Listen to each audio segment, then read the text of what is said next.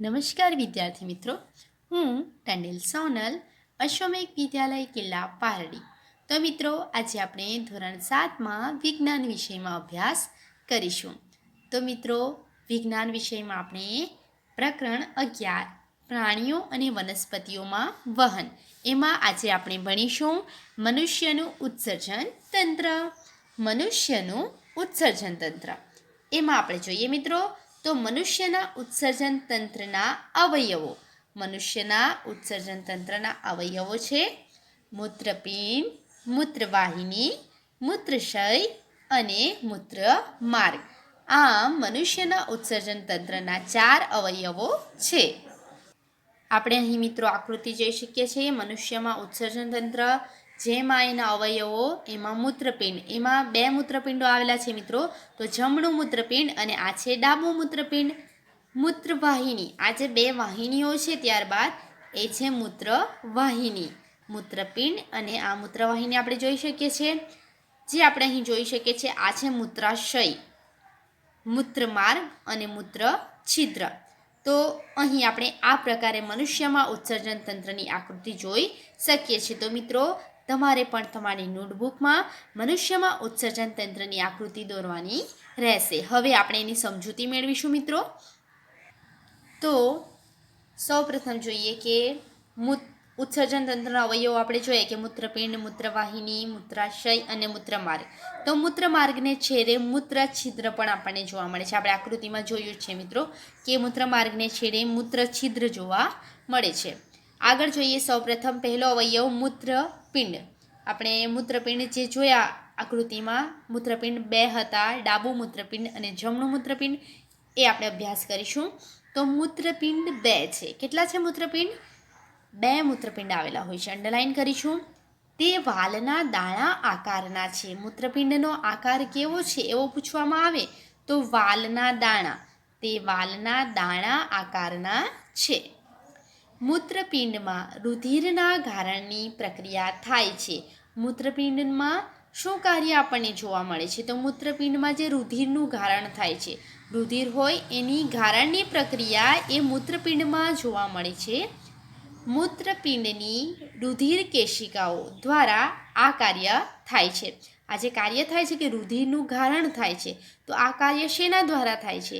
તો આ કાર્ય મૂત્રપિંડની જે રુધિર કેશિકાઓ હોય છે, મૂત્રપિંડમાં આવેલી રુધિર કેશિકાઓ દ્વારા થાય છે.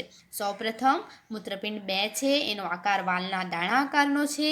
તો મૂત્રપિંડમાં ગારણની પ્રક્રિયા થાય છે. રુધિરના ગારણ, શેની ગારણ? રુધિરના ગારણ. શેના વડે થાય છે? તો રુધિર કેશિકાઓ દ્વારા થાય છે. શેના દ્વારા થાય?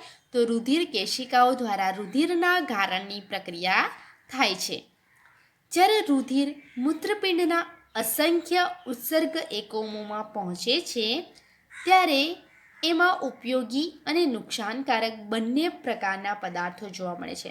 તો આ જે ગારણ પ્રક્રિયા આપણે જોઈ, તો આ ગારણની પ્રક્રિયા થયા બાદ જ્યારે રુધિર એ મૂત્રપિંડના અસંખ્ય ઉત્સર્ગ એકમો, જે મૂત્રપિંડના અસંખ્ય ઉત્સર્ગ એકમોમાં પહોંચે છે, ત્યારે એમાં ઉપયોગી અને નુકસાનકારક એમ બંને પ્રકારના આપણને પદાર્થો જોવા મળે છે.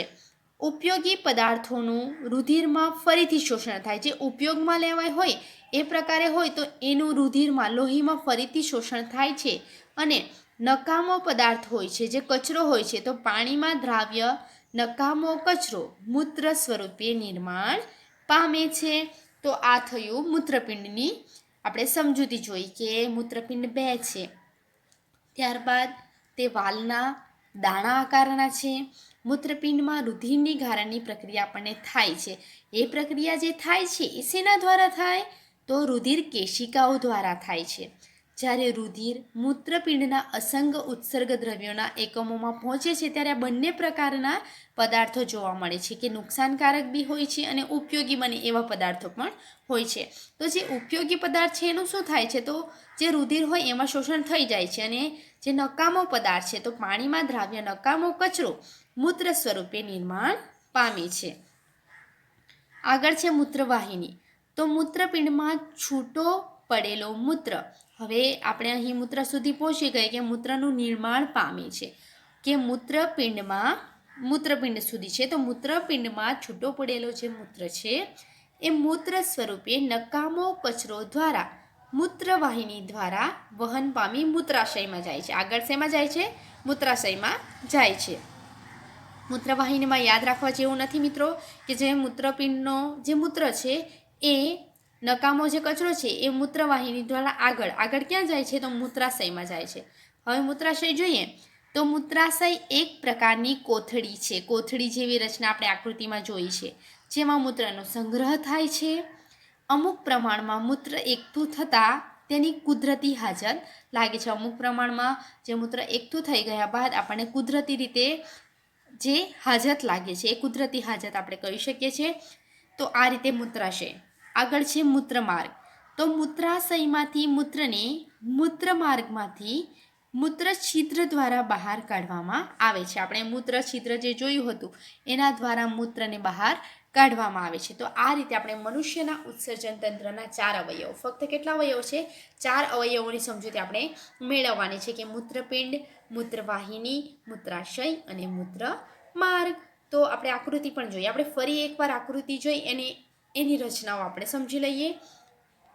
તો મિત્રો આપણે જોઈએ આકૃતિમાં ઉત્સર્જન તંત્રની આકૃતિ આપણે ફરીવાર જોઈએ તો સૌપ્રથમ મૂત્રપિંડ વિશે જોઈએ. તો મૂત્રપિંડ 2 છે, 1 અને 2 આપણે જોઈ શકીએ છીએ, જમણું મૂત્રપિંડ અને ડાબું મૂત્રપિંડ. આગળ તેનો આકાર તો વાલના દાણા આકારનો છે. મૂત્રપિંડનો આકાર વાલના દાણા આકાર છે. મૂત્રપિંડમાં રુધિરના ગારણની પ્રક્રિયા થાય છે. એમાં પ્રક્રિયા કઈ થાય છે? તો રુધિરના ગારણની પ્રક્રિયા થાય છે.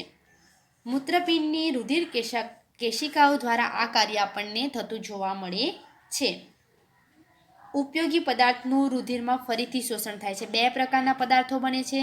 તો જે ઉપયોગી હોય એનું રુધિરમાં શોષણ થાય છે અને જે નકામો પદાર્થ હોય એ મૂત્ર સ્વરૂપે નિર્માણ પામે છે. આગળ મૂત્રવાહિની. તો મૂત્રવાહિનીમાં જે મૂત્ર અહીં છૂટો પડ્યો છે એ નકામો કચરો મૂત્રવાહિની દ્વારા અહીંથી આવે છે અને આ મૂત્રવાહિની દ્વારા આગળ શેમાં જાય છે? તો મૂત્રાશયમાં જાય છે. સૌપ્રથમ મૂત્રપિંડમાં અને ત્યારબાદ મૂત્રવાહિનીથી મૂત્રાશયમાં જાય છે. મૂત્રાશય એક પ્રકારની કોથળી છે. આપણે એક પ્રકારની કોથળી અહીં જોઈ શકીએ છીએ. તો એક પ્રકારની કોથળી છે જેમાં મૂત્રનો સંગ્રહ થાય છે. મૂત્રનો સંગ્રહ ક્યાં થાય છે? તો મૂત્રાશયમાં. અમુક પ્રમાણમાં મૂત્ર એકઠું થતાં કુદરતી હાજત લાગે છે. ત્યારબાદ મૂત્રમાર્ગ. તો મૂત્રાશયમાંથી જે મૂત્રને મૂત્રમાર્ગમાંથી મૂત્ર છિદ્ર દ્વારા બહાર કાઢવામાં આવે છે. તો ખૂબ જ સરળ છે મિત્રો. આપણે આકૃતિ સૌપ્રથમ દોરીશું નોટબુકમાં અને ત્યારબાદ એનું જે સમજૂતી છે અવયવોની એ તમે નોટબુકમાં લખશો અને એનું વાંચન પણ કરવાનું રહેશે. થેન્ક યુ વિદ્યાર્થી મિત્રો.